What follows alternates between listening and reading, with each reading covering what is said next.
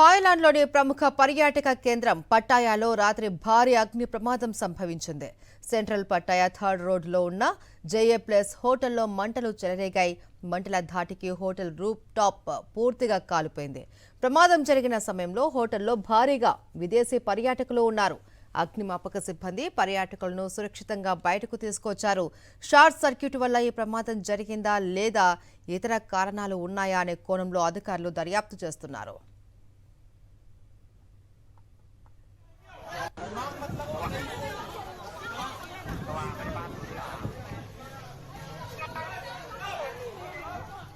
థాయిలాండ్లోని ప్రముఖ పర్యాటక కేంద్రం పట్టాయాలో రాత్రి భారీ అగ్ని ప్రమాదానికి సంబంధించిన దృశ్యాలు చూస్తున్నాం. సెంట్రల్ పట్టాయా థర్డ్ రోడ్డులో ఉన్న జేఏ ప్లస్ హోటల్లో మంటలు అంటుకున్నాయి. మంటల ధాటికి హోటల్ రూఫ్ టాప్ పూర్తిగా కాలిపోయింది.